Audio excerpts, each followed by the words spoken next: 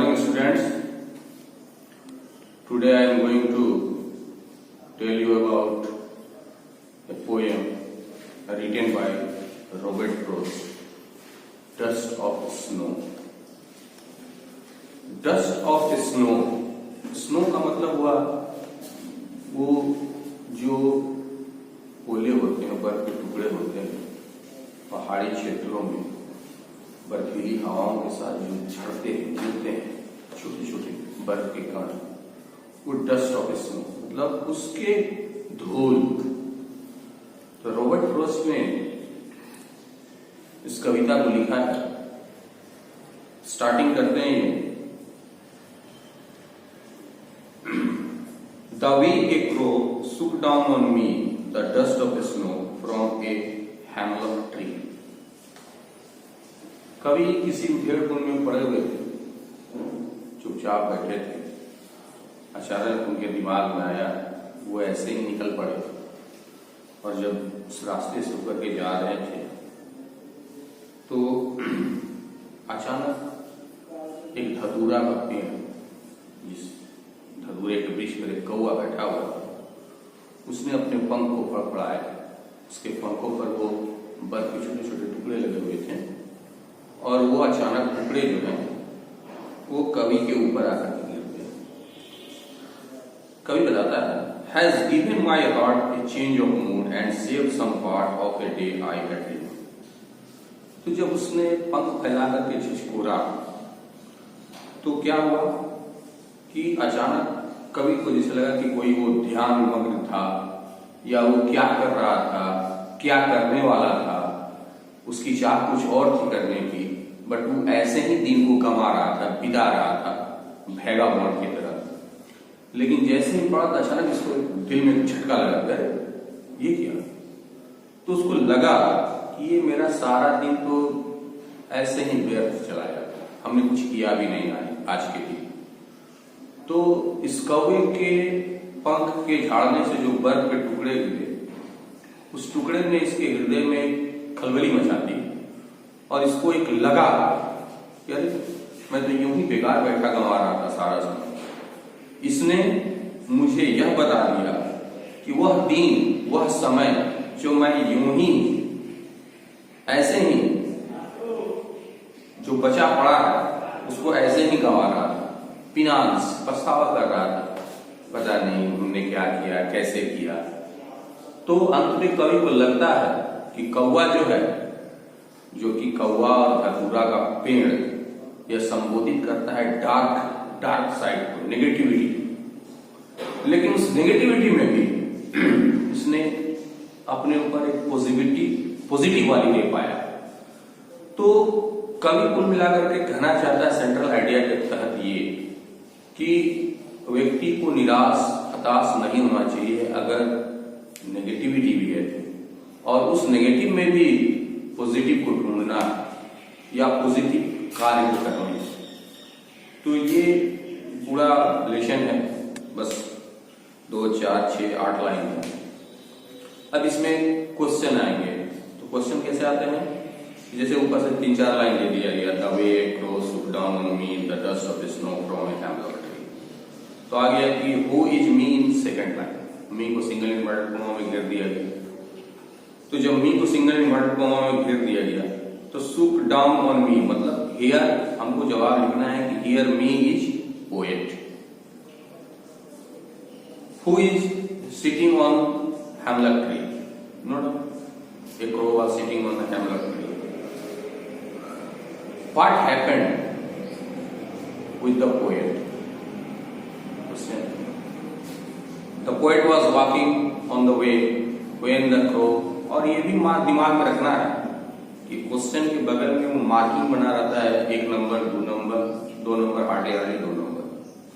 तो अगर 2 नंबर का है तो 2 लाइन, अगर 1 नंबर का है तो 1 लाइन।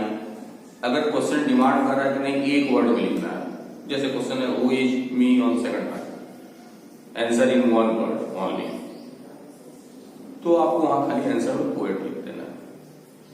अगर लिखा हुआ who is me on second line, in second line, और 1 नंबर लिखा हुआ है तो आपको लिखना है पूरा एक सेंटेंस छोटा सा 5-6 वर्ड का कि हियर मी इज पोएट। तो in this way you can solve all type of questions. In this paragraph you will also ask what figure of speech is used in this poem। तो figure of speech की जब बात आएगी तो उसमें simile है, metaphor है, personification है, तो वो एक अलग चैप्टर है, वो भी बताना होगा। और उसके तहत भी आपका 1 नंबर का सवाल आ सकता है, जैसे 2 लाइन ले दिया और कहा कि भाई इसमें बताओ कि कौन सा फिगर ऑफ स्पीच है, तो वो उसको हम लोग डिटेल में नेक्स्ट चैप्टर में पढ़ेंगे। लेकिन ये माई कौन है और फिर कैसे कवि का कुछ दिन जो है उसने सेव किया, कवि क्या कर रहा था, तरह तरह के इसमें से 1-1, 2-2 नंबर के क्वेश्चन पूछे जाएंगे और आपको उसका जवाब देना है। तो ये रॉबर्ट फ्रॉस्ट का पहला चैप्टर समाप्त हुआ। अब दूसरा चैप्टर, इसी कवि ने यानी रॉबर्ट फ्रॉस्ट ने एक दूसरा चैप्टर भी लिखा है, फायर एंड आइस। यानी फायर का मतलब आग होता है और आइस का मतलब बर्फ होता है। समझना है, कवि कह रहा है some say the world will end in fire, some say in ice. कवि का यह मानना है पृथ्वी पर बहुत सारे लोग हैं जिनका अपना अपना विचार है। उन लोगों में बहुत लोग ऐसे हैं या कुछ लोग ऐसे हैं जो कहते हैं कि एक दिन ये पृथ्वी जो है आग से तबाह और बर्बाद हो जाएगी, आग होगा, ये दुनिया बर्बाद हो जाएगी। लेकिन उसमें से कुछ लोग ऐसे भी हैं जो ये कहते हैं कि नहीं, ये दुनिया जम जाएगी, मतलब बर्फ जैसे पानी का बर्फ जैसे जम जाता है वैसे ये दुनिया जम जाएगी और तबाह और बर्बाद हो जाएगी। अब कवि बताता है कि from what I have tested of desire I hold with those who favour fire. कवि कह रहा है कि जो इस समाज में, इस देश में रहते हुए जो मैंने स्वाद को चखा है, इच्छाओं की स्वाद को, इच्छा होती है इंसान की कि मेरे पास घर हो, गाड़ी हो, बंगला हो, खेत हो, जमीन हो, बहुत सारे प्रॉपर्टी हो, बैंक बैलेंस हो, तो ये क्या है, ये एक इच्छा है। और इच्छा की तुलना कवि ने आग से की, मेरे पास ही सब कुछ हो जाए। तो I hold with those who favour fire. तो मुझे लगता है कि जो लोग ये कहते हैं कि ये पृथ्वी जो है आग से तबाह और बर्बाद हो जाएगी, तो मतलब ठीक कहते हैं, क्योंकि नो डाउट जितनी इच्छा है इस इच्छा को पूरा करने के लिए लोग गलत काम धंधा करेंगे, क्योंकि सबकी इच्छा है। ऑलमोस्ट जो लोग इस बात से ताल्लुक रखते हैं कि ये पृथ्वी एक दिन आग से जल जाएगी, तो कवि ने आग की चाह जो है वो डिजायर, इच्छा से की। अब कवि कहता है कि but if it had to perish twice, अगर इस पृथ्वी को दोबारा बर्बाद होना, मतलब एक बार तो वो आग से बर्बाद हो गया, अगर दोबारा इसको बर्बाद होना है इस पृथ्वी को, तो I think I know enough of it. जहां तक मैं समझता हूं कि नफरत इसके लिए सही मायने में जायज चीज है। To see that for destruction ice is also great and would suffice. जो इस पृथ्वी के बर्बादी के लिए लोग इस बात से सहमत हैं कि एक दिन बर्फ से ये दुनिया समाप्त हो जाएगी, तो हमको लगता है कि ये भी अपने आप में पूर्ण है, पर्याप्त है। चूंकि अब यहां पर कवि ने नफरत की तुलना आइस से की है, तो पहली तुलना उसने किया था कि आग का इच्छा से संबंध जोड़ा था, और यहां नफरत का ठंड से जोड़ा है। नफरत से इन्होंने पेश करना ये चाहा है कि अगर लोग एक दूसरे से नफरत करने लगे, सब अपने आप में ही रहे, मतलब अपने आप में रहना मतलब जम जाना, बर्फ के समान, तो यह भी एक वजह हो सकती है कि ये पृथ्वी जो है वो समाप्त हो जाए। तो ये आपका कविता है जिसमें कवि ने दोनों लोगों की तुलना की है, फायर एंड आइस का। अब इसमें भी क्वेश्चन आ सकते हैं कि what were the different opinion of people. दो नंबर सपोज दैट आप लिख सकते हैं कि some people said that the earth will end in fire, whereas some said that the earth will be destructed by the ice। ऐसे हो सकता है। या फिर क्वेश्चन आ सकता है कि what is fire related with? Your answer should be the fire related with desire and ice related with hate। अगर क्वेश्चन आए कि ice किससे रिलेटेड है या hate किससे रिलेटेड है, तो ये सब सवालों का जवाब देना होगा। लिखा हुआ है कि I think I know, तो हो ही जाए who is I, I को सिंगल इन्वर्टेड कॉमा में लिखेंगे, तो हम यहाँ लिख सकते हैं कि here I is poet। I को सिंगल इन्वर्टेड कॉमा में लिख करके ही तब इज लगा करके पोएट लिखेंगे। जवाब आपका ऐसे कंप्लीट होना चाहिए, संपूर्ण होना चाहिए। तो ये आपके दो चैप्टर थे, फायर एंड आइस, और आपका दूसरा चैप्टर जो लेसन है वो है Nelson Mandela long walk to freedom. Nelson Mandela के बारे में हम लोग जानते हैं, दक्षिण अफ्रीका के पहले अश्वेत राष्ट्रपति थे। हमको लगता है कि उनकी मृत्यु भी अभी मुश्किल से 12-14 साल हुए हैं। तो Nelson Mandela long walk to freedom, ये नेल्सन मंडेला की ऑटोबायोग्राफी है। उससे उन्होंने अपने बारे में लिखा है क्या परिस्थितियां हुई, कैसे वो एक अफ्रीका के अश्वेत राष्ट्रपति घोषित हुए थे। चैप्टर में आते हैं हम लोग। Nelson Mandela has become South Africa's first black president after more than 3 centuries of fight rule. Mr. Mandela's African National Congress (ANC) party won 252 out of the 400 seats in the first democratic elections of South Africa's history. Nelson Mandela south Africa के पहले अश्वेत राष्ट्रपति घोषित किए गए तकरीबन 300 सालों के बाद। मतलब 300 साल से अफ्रीका में श्वेतों का राज्य था। मिस्टर मंडेला की जो पार्टी थी अफ्रीकन नेशनल कांग्रेस, उसने 252 सीट अर्जित किया था आउट ऑफ 400। तो पहला प्रजातांत्रिक निर्वाचन में साउथ अफ्रीका के इतिहास में नेल्सन मंडेला जो है वो राष्ट्रपति घोषित हुए।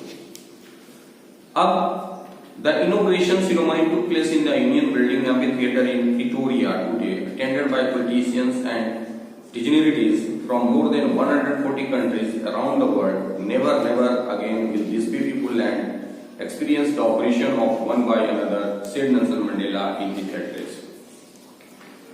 तो चूंकि वहां पर पूरा अफ्रीका नेशनल कांग्रेस जब विजय हुई थी, तो अफ्रीका के ऑलमोस्ट बहुत सारे जनता जो थे इस उद्घाटन समारोह को देखने के लिए आए थे, जो कि यूनियन बिल्डिंग में बहुत बड़े हॉल ग्राउंड में इस जलसे का आयोजन किया गया था प्रिटोरिया नामक जगह में। और वहां पर लगभग 140 देशों के मंत्री या एम्बेसडर या प्राइम मिनिस्टर जो भी थे वो इस उद्घाटन में शरीक होने के लिए अफ्रीका आए थे। और यहाँ पर बहुत सारी अफ्रीकन जनता भी मौजूद थी। और नेल्सन मंडेला ने अपने संबोधन भाषण में कहा कि इतना खूबसूरत जो ये हमारा देश का जमीन है, आज के बाद एक के द्वारा दूसरे को शोषित नहीं किया जाएगा और यह देश हमेशा आगे बढ़ेगा। उन्होंने अपने भाषण में कहा। अब आगे 10th May dawned bright and clear. From the past few days I had been pleasantly besieged by dignitaries and world leaders who were coming to pay their respects before the inauguration. The inauguration would be the largest gathering ever of international leaders on South African soil. 10 मई की सुबह बड़ा ही शांत और स्वच्छ था। Nelson Mandela बता रहे हैं कि पिछले कुछ दिनों से ये देश विदेश से आए बहुत सारे नेता और बहुत सारे राजदूत प्राइम मिनिस्टर राष्ट्रपति के साथ घिरे हुए थे उद्घाटन समारोह होने से पहले। और कहा जा रहा है कि साउथ अफ्रीका के इतिहास में पहली बार ऐसा हुआ था कि इतने सारे विदेशों से लोग जो हैं साउथ अफ्रीका की धरती पर कदम रखे थे। The ceremony took place in the lovely sandstone amphitheater formed by the Union Building in Pretoria. For decades, this had been the seat of white supremacy, and now it was the site of a rainbow gathering of different colors and nations for the installation of South Africa's first democratic non-racial government. और यह जो उत्सव है, ये एक बालवी पत्थर से बना हुआ एक यूनियन बिल्डिंग में प्रिटोरिया में जो जगह है, वहां पर ही आयोजित किया गया था। नेल्सन मंडेला बताते हैं कि पिछले कई वर्षों शताब्दियों से यह जो जगह, यह जो यूनियन बिल्डिंग प्रिटोरिया है, यहाँ पर ही सफेद चमड़ी वालों का वर्चस्व था। और आज हम देख सकते हैं कि पहली बार एक अश्वेत राष्ट्रपति इस धरती पर बनने जा रहा था प्रजातांत्रिक रूप से, और इसके नतीजे में बहुत सारे अफ्रीकन जनता जो थे वो रंग बिरंग के ड्रेस पहने वहां पर ही एकजुट हुए थे। On that lovely autumn day, I was accompanied by my daughter Zenani. On the podium, Mr. de Klerk was the first one in as second deputy president, and Thabo Mbeki was one in as first deputy president. When it was my turn, I pledged to obey and uphold the constitution and to devote myself to the well-being of the republic and its people. To the assembled guests and the watching world, I said. Nelson Mandela बताते हैं कि वो जो दिन था Ottoman का दिन, Ottoman ऋतु, मैं अपनी बेटी जिनानी के साथ था जिसका नाम था, और उस मंच पर पोडियम मिस्टर डी क्लर्क जो एक साउथ अफ्रीकन के लीडर थे, उन्होंने पहले द्वितीय उपराष्ट्रपति के रूप में शपथ लिया। उसके बाद थाबो म्बेकी ने पहले डिप्टी प्रेसिडेंट का शपथ लिया। और नेल्सन मंडेला बताते हैं कि जब उनकी बारी आई, उन्होंने कहा कि मैं इस देश के कानून, संविधान और स्वतंत्रता और लोगों की भलाई के लिए हमेशा तत्पर रहूंगा। इस बात का उन्होंने शपथ ग्रहण किया। और उसके बाद वहां पर उपस्थित जितने भी गेस्ट थे उनको संबोधित करते हुए उन्होंने कहा, today all of us do by our presence here confer glory and hope to newborn liberty out of the experience of an extraordinary human disaster that lasted too long must be born a society of which all humanity will be proud. उन्होंने कहा कि आज यहाँ सारे उपस्थित सारे लोगों को उन्होंने संबोधित करते हुए कहा कि आज जो हमको सम्मान मिला है और लंबे समय तक जो इंसानों के प्रति यहाँ के लोगों ने बर्ताव किया है, यह जो काफी लंबा समय तक चला है, आज इसके ऊपर एक ऐसे समाज का निर्माण हुआ है जिस पर संपूर्ण मानवता जाति को गर्व होगा। We who were outlaws not so long ago had today been given the rare privilege to be host to the nations of the world on our own soil. We thank all of our distinguished leaders, international guests for having come to take positions with the people of our country of what is after all a common victory for justice, for peace, for human dignity. इन्होंने कहा कि ये चूंकि एक स्वतंत्रता के लिए सब लोगों ने, काले सफेद सबके लिए एक लड़ाई लड़ रहे थे, इन्होंने कहा कि इस जातिवाद की नीति के कारण इनके लोगों को अलग रखा गया और आज इनको मौका मिला है कि ये अपने राष्ट्र से संसार के राष्ट्रों के मेजबान बने हैं और अपने इस जो मित्र लोग, जो राष्ट्रीय नेता और जो लोग एम्बेसडर आए थे, उनको इन्होंने धन्यवाद दिया कि आप लोग आए हैं और इस देश में और यहाँ के न्याय, शांति और मानवता की जीत में शामिल जो हुए हैं, ये इसमें आप लोगों का बहुत बहुत धन्यवाद है।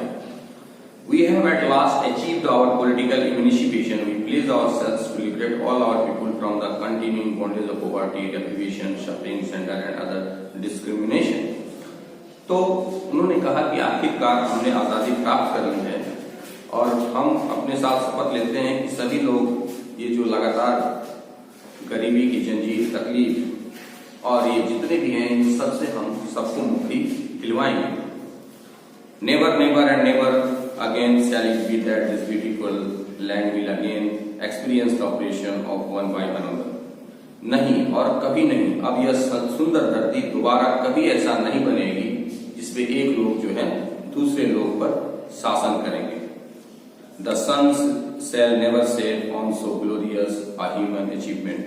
अब ये जो इंसानी प्राप्ति जो हम लोगों ने किया है, अब इसका सूर्य जो है वो कभी भी अस्त नहीं होगा।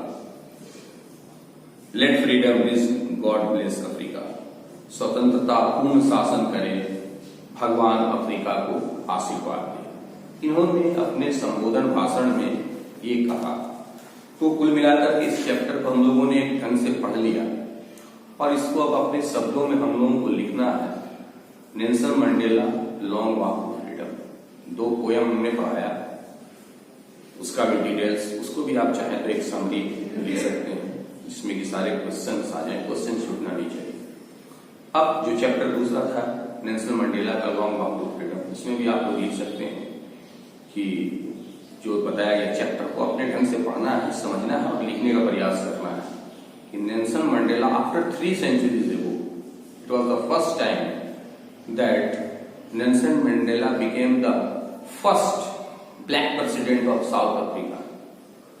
His party, African National Congress, won 252 seats out of 400 seats, and he was elected the first black president of South Africa. And it was the first time in the South African history that almost near about 140 countries, dignitaries, ambassadors, leaders were assembled in the inauguration of Nelson Mandela.